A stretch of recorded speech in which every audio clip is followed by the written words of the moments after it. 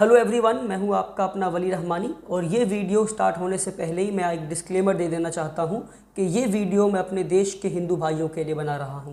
जी हां, मैं ये वीडियो उन हिंदू भाइयों के लिए बना रहा हूं जो शाम को 6 बजे से लेकर रात को 10 बजे तक टीवी के सामने बैठकर टीवी एंकर्स और न्यूज़ एंकर्स को सुनते हैं और टीवी पर न्यूज़ देखते हैं। ये वीडियो उन लोगों के लिए बना रहा हूँ। जी हाँ, ये वीडियो मैं तबलीगी जमात के मुद्दे पे बना रहा हूँ। अब सवाल ये है कि तबलीगी जमात का मुद्दा 13 मार्च को हुआ था और आज 19 अप्रैल है। एक महीने से ज़्यादा हो गया है और तब से लेकर अब तक मैंने एक स्टेटमेंट भी तबलीगी जमात पर नहीं दिया। पर आज क्यों दे रहा हूँ मैं? आज इसलिए दे रहा हूँ क्योंकि मेरी पड़ोसी मेरी माँ से तबलीगी जमात पे सवाल करती हैं। मेरी पड़ोसी मेरी माँ से इस अंदाज में सवाल करती हैं पड़ोसी तबलीगी जमात पे, as if my mother is liable for what is happened in Delhi Nizamuddin Markaz, as if my mother is answerable for what is happening in Delhi Nizamuddin. तो मेरी माँ जिम्मेदार नहीं है just because my mother is a Muslim. तो इसलिए ये वीडियो उन सारे मुसलमानों के बिहाफ पे बना रहा हूँ मैं जिनसे लोग इस तरह सवाल पूछते हैं तबलीगी जमात के बारे में, जैसे कि तबलीगी जमात में जो हुआ निज़ामुद्दीन में, चाहे वो गलत हुआ या सही हुआ वो तो कोर्ट डिसाइड करेगा, पर तबलीगी जमात में जो भी हुआ उसका जिम्मेदार इस देश का हर मुसलमान है। तो ये वीडियो मैं अपने देश के हर मुसलमान भाई और बहन की तरफ से हर हिंदू भाई और बहन के लिए बना रहा हूँ ताकि आप समझ पाएँ कि किस तरह मीडिया मुसलमान कम्युनिटी मुस्लिम कम्युनिटी के पीछे पड़ गई है और एक स्क्रिप्ट के तहत काम कर रही है, ताकि आप समझ पाएँ कि क्या सच है और क्या झूठ है। तो हाथ जोड़ के आपसे गुजारिश करता हूँ कि इस वीडियो को पूरा सुने आप और ध्यान से सुने, क्योंकि मैं कुछ डेट्स, कुछ फिगर्स, कुछ डेटास, कुछ नंबर बताऊँगा जिसको सुनने के बाद आप समझ पाएंगे कि क्या सच है और क्या झूठ है। तो शुरू करते हैं कि कितने तारीख को तबलीगी जमात का इवेंट दिल्ली में हुआ। दिल्ली के निज़ामुद्दीन में तबलीगी जमात का इवेंट 13 तारीख को हुआ। कब तक हुआ? 13 मार्च से लेकर 15 मार्च तक, यानी 13, 14, 15, 3 दिन तक तबलीगी जमात का इवेंट दिल्ली में हुआ। पर 13 तारीख को एक और चीज़ हुआ। 13 तारीख को एक और चीज़ ये हुआ कि हेल्थ मिनिस्ट्री इंडिया की ये नोटिफिकेशन और ये स्टेटमेंट देती है कि there is no health emergency in India and there is no need to panic, कि इस देश में, हमारे देश में कोई हेल्थ इमरजेंसी नहीं है तो किसी को पैनिक करने की ज़रूरत नहीं है। पर किसी मीडिया ने ये बात नहीं बताया कि जिस दिन तबलीगी जमात का इवेंट हुआ उसी दिन हेल्थ मिनिस्ट्री कहती है कि कोई हेल्थ इमरजेंसी नहीं है इंडिया में, किसी को पैनिक करने की ज़रूरत नहीं, कोरोना वायरस की वजह से कोई हेल्थ इमरजेंसी नहीं है। अब आप खुद सोच लें कि जब हेल्थ मिनिस्ट्री कह रही है कोई हेल्थ इमरजेंसी नहीं है तो क्या तबलीगी जमात की गलती है? हो सकती है, गलती हो सकती है, गलती हो सकती है, हम आगे बात करेंगे उस पर हम सिर्फ तबलीगी जमात की क्यों बात कर रहे हैं? क्या मंदिर खुले हुए नहीं थे?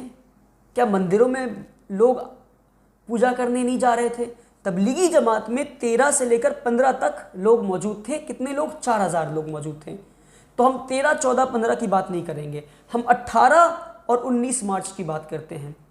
तबलीगी जमात के इवेंट हो जाने के बाद किन मंदिरों में कितना पूजा हुआ और कितने लोग आए, कुछ डेटा बताता हूँ मैं आपको, कुछ नंबर बताता हूँ और गौर से सुने इसको आप।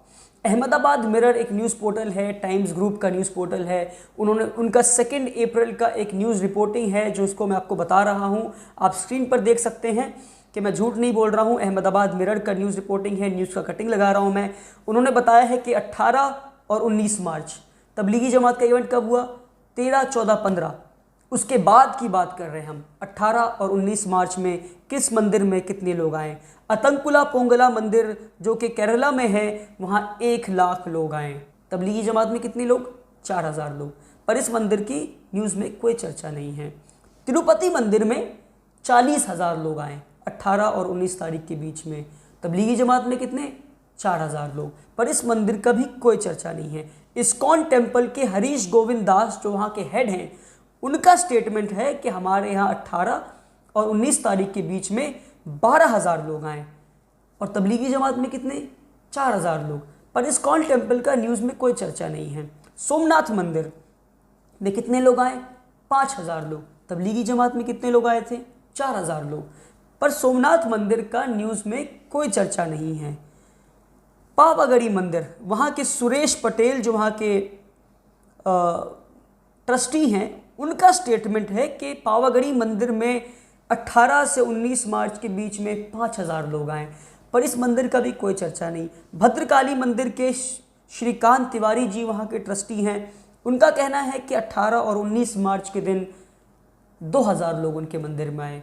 यानी तबलीगी जमात का इवेंट 15 तारीख को ख़त्म होता है 4000 लोग के साथ, और आज तक 1 महीने बाद तक हर मीडिया में तबलीगी जमात पे ही चर्चा हो रहा है। 6 से 10 का शो सिर्फ तबलीगी जमात पे डेडिकेटेड है। एक बार भगवा चश्मा हटाकर देखें कि अगर न्यूज़ रिपोर्टर इस तरह इन मंदिरों के बारे में रिपोर्टिंग करते कि किन किन ने इजाज़त दे दी इन मंदिरों को इतना लोग लाने की, 1 लाख लोग हैं, 40,000 लोग हैं, 12,000 लोग हैं, और 1 महीने तक इन मंदिरों पर चर्चा होता, तो क्या आपको नहीं लगता कि ये मंदिर भी जिम्मेदार है कोरोना वायरस फैलाने के लिए? पर इन पर चर्चा नहीं हुआ है। अब इससे पहले जो आपको मैं नंबर्स और डेट्स और फिगर्स बताया, वो सारे वो नंबर्स थे मंदिरों के, मस्जिदों के, जो लॉकडाउन से पहले और जनता कर्फ्यू से पहले थे, यानी कि 18-19 मार्च तक के थे, जब तक कि देश में बहुत से लोगों को कोरोना वायरस का सीरियसनेस समझ नहीं आया था।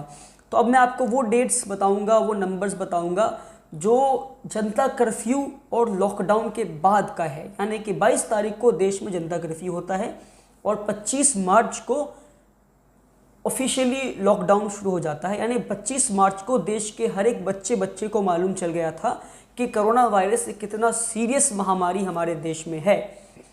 तो 23 मार्च को क्या होता है, यानी 25 जब 22 मार्च को जनता कर्फ्यू होता है, उसके अगले दिन 23 मार्च को मध्य प्रदेश में शिवराज सिंह चौहान 500 लोगों को लेकर कम से कम एक जश्न मनाते हैं, एक सेलिब्रेशन करते हैं।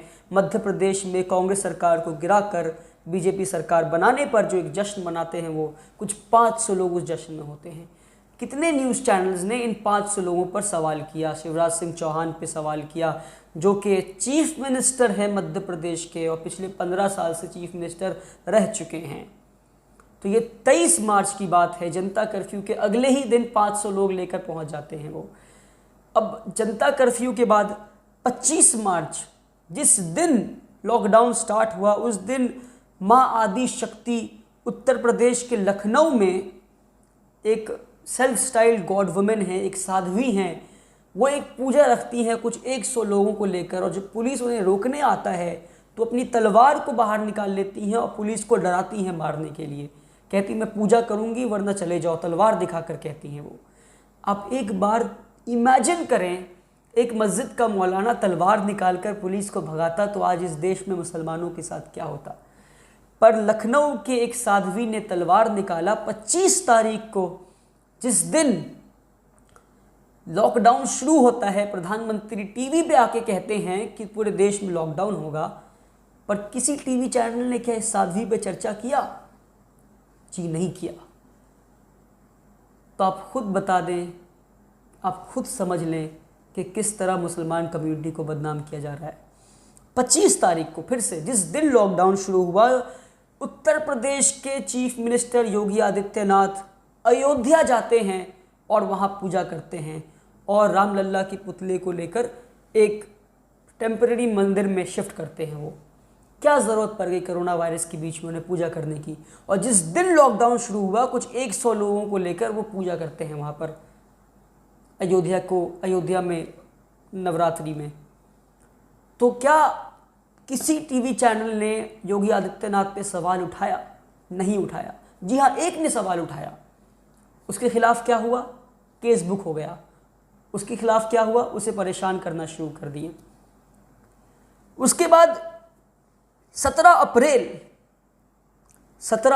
मार्च की बात नहीं कर रहा हूं मैं, 17 अप्रैल सिद्धलिंगेश्वर मंदिर कर्नाटका के कुलबर्गी में कुछ 150 लोग चैरियट पुलिंग फेस्टिवल में पार्ट लिए हैं कि चैरियट को टान के लाना है और पूजा करना है सिद्धलिंगेश्वर मंदिर।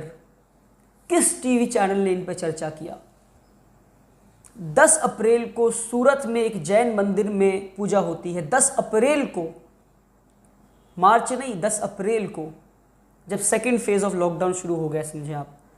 और डिप्यूटी मेयर सूरत का नीरव शाह उस पूजा में मौजूद होते हैं। कितने टीवी चैनल्स ने इस जैन मंदिर के पूजा, जहाँ पे 100 लोगों से ज़्यादा लोग थे, इस पे चर्चा किया। और ऐसे बहुत से मंदिरों का लिस्ट है जो आपको दे सकता हूँ। पर क्या किसी धर्म को जिम्मेदार और धर्म के लोगों को जिम्मेदार ठहराना सही है? ये सवाल मैं आप पे छोड़ता हूँ। अब मैं आपको कुछ 5-6 ऐसे एग्जाम्पल दूंगा जिससे आप समझ जाएंगे कि कितना मीडिया मुसलमानों के खिलाफ काम कर रहा है, किस साजिश के तहत काम कर रहा है। फॉर एग्जाम्पल, पहले अपने स्क्रीन पे देखें आप, आज तक का न्यूज़ बुलेटिन था। न्यूज़ बुलेटिन में आता है मदरसे में छिपे 11 लोग, यानी जब मदरसा की बात आई तो छिपे 11 लोग, और गुरुद्वारा में फंसे 200 लोग। मदरसा के लिए छिपे शब्द का इस्तेमाल कर रहे हैं और गुरुद्वारा के लिए फंसे शब्द का इस्तेमाल कर रहे हैं। मदरसा में छिपे 11 लोग, गुरुद्वारा में फंसे 200 लोग। आप खुद समझ लें इससे कि किस तरह आज तक रिपोर्टिंग कर रही है। और एक के बाद एक बुलेटिन आया, पहले मदरसा का बुलेटिन, फिर गुरुद्वारा का बुलेटिन आया। हिंदुस्तान टाइम्स के 4 न्यूज़ के बारे में बता रहा हूँ मैं आपको, 4 न्यूज़ बुलेटिन के बारे में, 4 न्यूज़ हेडलाइन के बारे में बता रहा हूँ। 93 migrant workers held for defying lockdown and attacking cops. तो क्योंकि जो अटैक करने वाले लोग थे वो मुसलमान नहीं थे, तो उनके लिए माइग्रेंट वर्कर्स का इस्तेमाल किया गया। 93 migrant workers held for defying lockdown and attacking cops. 93 migrant workers को पकड़ा गया पुलिस पर हमला करने के लिए। उसके बाद दूसरा न्यूज़, पब्लिक अटैक पुलिस इन असम। पब्लिक शब्द का इस्तेमाल किया गया जब मुसलमान नहीं थे। विलेजर्स अटैक कॉप इन बंगाल। विलेजर्स शब्द का इस्तेमाल किया गया जब मुसलमान नहीं थे बंगाल में। मैंने पहला 3 न्यूज़ देखे, जब मुसलमान नहीं थे तो अलग अलग शब्दों का इस्तेमाल किया गया उनके बारे में बताने के। मगर यही चीज़ जब मुसलमान हो जाता है तो क्या होता है? न्यूज़ पढ़ लें headline, 25 Muslim man arrested for attacking cop in Orissa. यानी 4 न्यूज़ एक ही बात। यानी जब मुसलमान करता है तो मुसलमान शब्द का इस्तेमाल किया जाता है, मुसलमान वर्ड का इस्तेमाल किया जाता है स्पेसिफिकली। और जब नॉन मुस्लिम करता है या मुसलमान नहीं करता है तो माइग्रेंट वर्कर्स, पब्लिक, विलेजर्स, इन शब्दों का इस्तेमाल किया जाता है। तो ये हिंदुस्तान टाइम्स के 4 अलग अलग न्यूज़ के हेडलाइन बताकर मैं आपको बता दिया कि किस तरह मुसलमानों के खिलाफ साजिश की जा रही है। ANI न्यूज़ का एक ही न्यूज़ है पर 2 अलग अलग इंसान के बारे में, यानी गुनाह एक ही, जुर्म एक ही, पर 2 अलग अलग इंसान के बारे में, एक मुसलमान एक हिंदू। तो जब हिंदू के बारे में न्यूज़ छापा जा रहा है तो क्या लिखा जा रहा है? Mumbai police arrested 1 person for hoarding 1 lakh mask. यानी मुंबई पुलिस ने एक इंसान को अरेस्ट किया 1 लाख मास्क होर्ड करने के लिए। उस इंसान का नाम नहीं लिखा गया, उस इंसान का मजहब नहीं लिखा गया। पर वही इंसान जब मुसलमान, वही काम जब मुसलमान करता है तो ANI कैसे न्यूज़ छापता है? Mumbai police has seized 57,500 mask from Mohammad Miraj for selling at higher price, a case has been booked. तो उस इंसान का नाम बड़े बड़े बोल्ड शब्दों में लिखा जाता है। तो आप समझ लें कि मीडिया किस तरह काम कर रही है। अभी 4 दिन पहले बांद्रा में, मुंबई के बांद्रा में कुछ 3000 माइग्रेंट वर्कर्स जमा हो गए। तो रिपब्लिक टीवी उस न्यूज़ को कैसे छापती है? रिपब्लिक टीवी उस न्यूज़ को कैसे छापती है? अब जमा इसलिए हो गए थे क्योंकि ABP के एक न्यूज़ एंकर ने, ABP न्यूज़ के एक न्यूज़ एंकर ने ये कहा था कि सरकार ट्रेनें खोल रही हैं, बसें खोल रही हैं माइग्रेंट वर्कर्स के लिए। फेक न्यूज़ की वजह से उनके 3000 लोग जमा हो गए। पर कोइंसिडेंटली मुसलमानों की फूटी किस्मत समझे कि जहाँ जमा हुए वहाँ एक मस्जिद थी। तो रिपब्लिक टीवी का न्यूज़, रिपब्लिक टीवी का हेडलाइन क्या है? बांद्रा मस्जिद के पास 3000 लोगों को किसने इकट्ठा किया? बांद्रा मस्जिद के पास 3000 लोगों को किसने इकट्ठा किया? वाह भैया। एक आखिरी न्यूज़ के बारे में बताता हूँ मैं आपको। न्यूज़ 18 ने एक न्यूज़ छापा कि दुबई से एक आदमी लौटा इंडिया और अपने परिवार के 11 लोगों को इन्फेक्ट कर दिया कोरोना वायरस से। उसे भी कोरोना वायरस था और उसके बावजूद, कोरोना वायरस होने के बावजूद वो 1500 लोगों का खाने का इंतज़ाम अपने घर पे करता है। पैसा वाला इंसान था, 1500 लोगों का खाने का इंतज़ाम अपने घर पे करता है। उस इंसान का नाम सुरेश था। पूरे न्यूज़ में उस इंसान का नाम सुरेश यानी कि वो हिंदू भाई थे हमारे, उनका नाम कहीं मेंशन नहीं किया। पर जो न्यूज़ के साथ एक तस्वीर लगाते हैं न्यूज़ को इंटरेस्टिंग बनाने के लिए, वो तस्वीर में वो एक दो मुसलमान टोपी दाढ़ी लगाकर बैठे हैं। यानी जो हेडलाइन पढ़ेगा, पूरा न्यूज़ नहीं पढ़ेगा, उसके दिमाग में वो फ़ोटो देखकर ये परसेप्शन बैठ जाएगा दुबई से लौटा हुआ इंसान एक मुसलमान है। और उस न्यूज़ में पूरा न्यूज़ पढ़कर देख लें आप, कहीं उनका नाम भी लिखा नहीं है सुरेश। तो इस तरह ये लोग साजिश कर रहे हैं। ये कुछ 5-6 आपको न्यूज़ के बारे में बताया मैं आपको, जिनसे हमें ये समझ में आ रहा है कि मीडिया किस तरह मुसलमानों के खिलाफ ये साजिश कर रही है।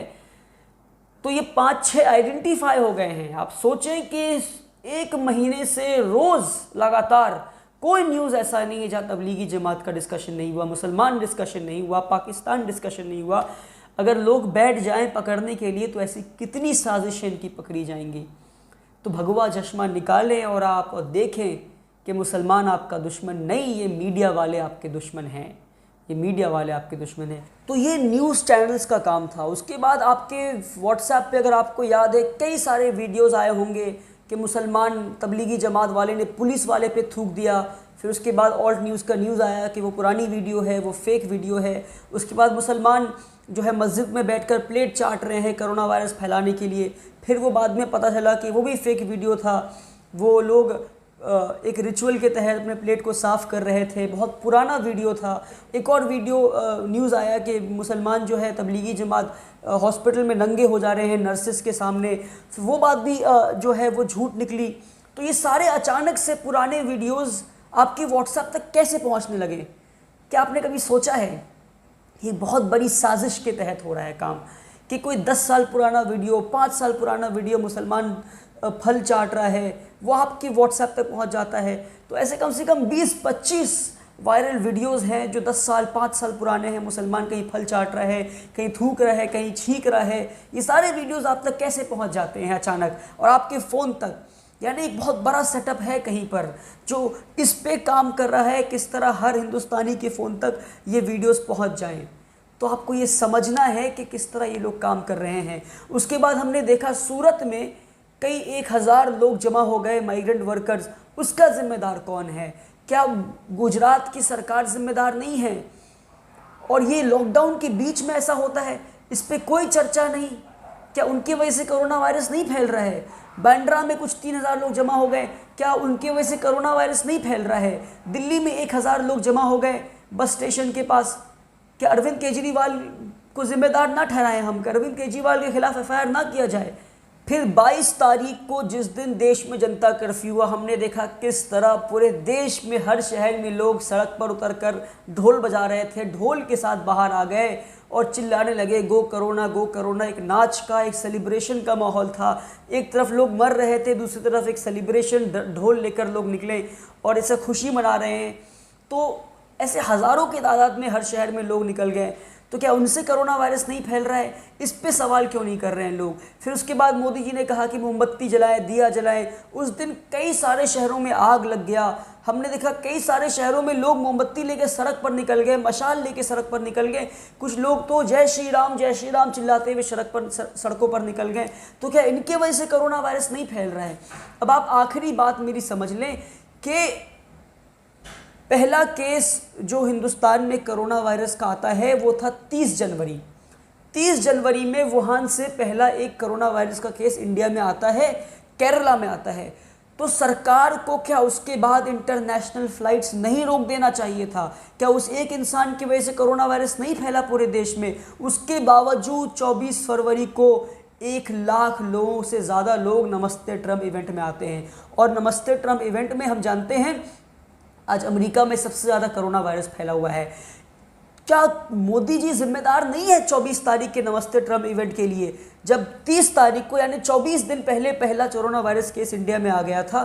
क्या मोदी जी जिम्मेदार नहीं है नमस्ते ट्रम्प रखने के लिए? अब आप खुद ही सोचें कि तबलीगी जमात पे एक छोटा क्लैरिफिकेशन दे दूं उनके बिहाफ में, मैं उनका स्पोक्स पर्सन नहीं हूँ। उनका इवेंट 13 मार्च को था और 10 मार्च को उनके लोग हिंदुस्तान में आए। तो 10 मार्च को जब उनके लोग हिंदुस्तान में आए तो क्या सरकार की जिम्मेदारी नहीं थी उनको रोक देना एयरपोर्ट पर ही, या उनका वीज़ा कैंसिल कर देना, उनको आने से रोक देना? और 10 मार्च को जब वो लोग आए तो तबलीगी जमात इस तरह फंक्शन करता है कि एक 6 तल्ले का बिल्डिंग है, 6 फ्लोर का बिल्डिंग है, उसी फ्लोर में 4000 लोग बंद हो गए और कहीं आना जाना नहीं था उनका। तो जब लॉकडाउन हो गया तो वो लोग कहाँ जाते?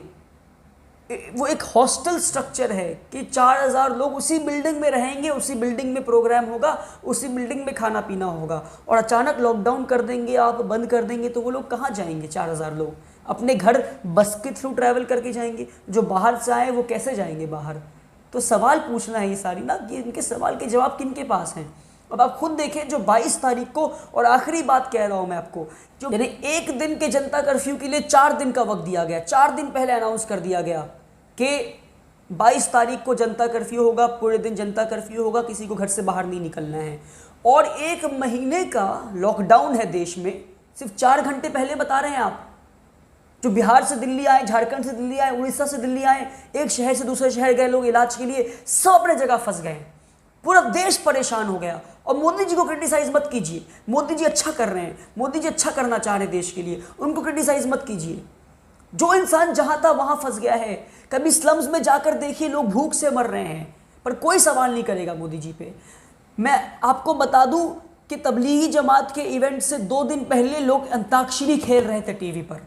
कोरोना वायरस के बीच टीवी एंकर्स अंताक्षरी खेल रहे थे क्योंकि उनके पास मुद्दा नहीं था, न्यूज़ नहीं था। फिर क्या हुआ? तबलीगी जमात मुद्दा मिल गया। पाकिस्तान, लॉकडाउन, मरकज़, निज़ामुद्दीन, मौलाना साद, सारे मुसलमान नाम, इससे अच्छा क्या हो सकता था?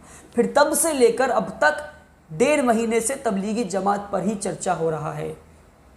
तो आप समझें, ताकि मोदी जी पे और बीजेपी पे सवाल ना किया जाए, इसलिए सारी साजिशें की जा रही है मुसलमानों के खिलाफ। और इस वीडियो को अगर आपको लगे कि सच्चाई है तो अपने बाकी हिंदू भाइयों तक पहुँचाएं और उन्हें बताएं कि तबलीगी जमात अगर जिम्मेदार है तो किस हद तक जिम्मेदार है, और सिर्फ उनको जिम्मेदार ठहराना क्या ये सही है? एक आखिरी बात कह के अपनी वीडियो को ख़त्म कर रहा हूँ कि तबलीगी जमात का जहाँ पर हेडक्वार्टर है वहाँ से 50 मीटर दूर पर भी नहीं, 50 मीटर के अंदर ही दिल्ली निज़ामुद्दीन पुलिस स्टेशन है। यानी पुलिस स्टेशन और दिल्ली निज़ामुद्दीन मरकज़ यानी हेडक्वार्टर तबलीगी जमात की दूरी सिर्फ 50 या 100 मीटर है मैक्सिमम। तो पुलिस क्या कर रही थी जब उन्हें पता था 4000 लोग जमा हो रहे हैं? वहीं मुंबई में तबलीगी जमात के पैरेलल वे में एक और इवेंट होने वाला था, मुंबई पुलिस और गवर्नमेंट ने उसे कैंसिल कर दिया। तो दिल्ली सरकार और दिल्ली पुलिस क्यों कैंसिल नहीं की? तो सवाल ताकि सरकार से ना हो, ताकि पुलिस से ना हो। जब पहला कोरोना वायरस केस इंडिया में 30 जनवरी को आया तो 30 जनवरी से लेकर 13 जनवरी यानी 2 महीने, 13 मार्च यानी 2 महीने तक सरकार सो रही थी, और 13 मार्च को कहती है there is no health emergency. तो सरकार से ताकि सवाल ना हो कि लोग भूखे क्यों मर रहे हैं, पीपीई किट क्यों नहीं पहुंच रहा है डॉक्टर्स तक, ग्राफ ऊपर क्यों जा रहा है कोरोना वायरस का, ताकि सरकार से सवाल ना हो तो क्या किया जाए? चलो मुसलमान को मुद्दा बनाया जाए। अगर मुसलमान मुद्दा बन गया तो सारे प्रॉब्लम सॉल्व हो गए। यानी इस देश के हर प्रॉब्लम का 2 सल्यूशन है। पता है क्या? मुसलमान और पाकिस्तान। Thank you.